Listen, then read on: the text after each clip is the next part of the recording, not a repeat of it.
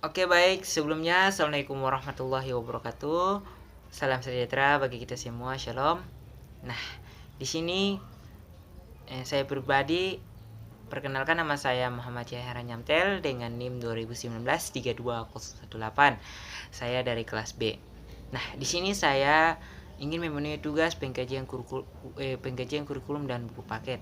Nah, di sini saya sudah dipercaya membawa materi kelas 8 semester genap.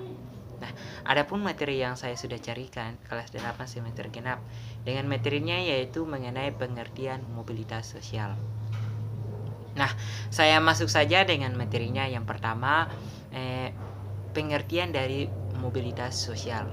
Jadi, pengertian dari mobilitas sosial merupakan perubahan, pergeseran atau peningkatan ataupun penurunan status dan peran seseorang dalam suatu kelompok sosial. Nah, yang berikut kita masuk di bentuk-bentuk mobilitas sosial. Jadi, ada bentuk-bentuk mobilitas sosial. Yang pertama, kita masuk di mobilitas horizontal. Jadi, mobilitas horizontal ini merupakan pergerakan atau perubahan status individu yang sederajat sehingga mengakibatkan perpindahan lapisan sosial. Nah, contohnya saya dulu seorang penjual sayur-sayuran biasa. Nah, saya mengalami sebuah perubahan individu. Saya ingin menjual buah-buahan. Nah, itu adalah dari mobilitas horizontal. Nah, yang berikut mobilitas vertikal. Jadi, kita masuk di mobilitas vertikal. Nah, jadi mobilitas vertikal adalah perpindahan individu atau objek dari suatu kedudukan ke kedudukan sosial yang lainnya.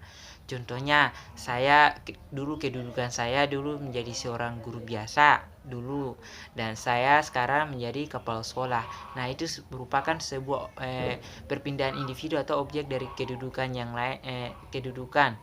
Contohnya saya jadi seorang guru biasa dan sekarang saya menjadi kepala sekolah. Nah, itu adalah satu contoh mobilitas vertikal. Nah, yang berikut mobilitas lateral. Nah, saya akan menjelaskan tentang mobilitas lateral. Jadi, mobilitas lateral adalah pergerakan individu atau kelompok dari suatu wilayah ke wilayah lainnya. Nah, mobilitas lateral ini sering kita lihat bahwasanya mobilitas lateral ini contohnya seperti TKI. Nah, TKI tenaga kerja Indonesia paling sering mengalami mencari pekerjaan ke luar negeri, karena di sana mencari pekerjaan di sana itu begitu mudah. Salah satu contohnya seperti itu. Nah, itu ada secara kelompok dan atau secara individu. Nah, itu adalah salah satu contoh mobilitas lateral. Nah, yang berikut mobilitas struktural. Jadi, mobilitas struktural itu merupakan perpindahan yang disebabkan oleh perkembangan teknologi atau pertumbuhan ekonomi atau peperangan. Contohnya, saya dari desa, saya ingin ke kota karena di kota itu memiliki teknologi atau pertumbuhan ekonominya itu begitu meningkat. Nah, contohnya saya dari desa juga memiliki ke kampung saya memiliki kerusuhan atau peperangan. Nah, saya pindah ke kota agar aman di situ. Nah, yang berikut itu adalah mobilitas struktural. Nah, yang berikut saya akan jelaskan tentang mengenai mobilitas antar generasi. Adalah perpindahan penduduk sosial yang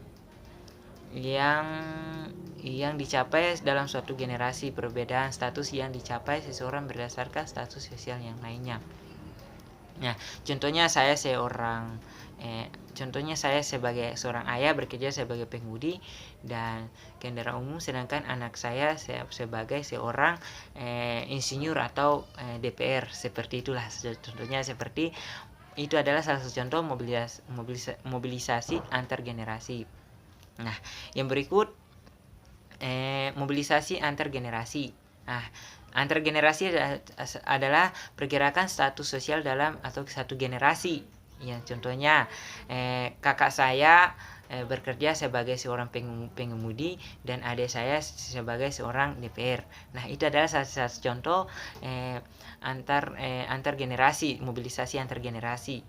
Nah, yang berikut mobilisasi antar integrasi.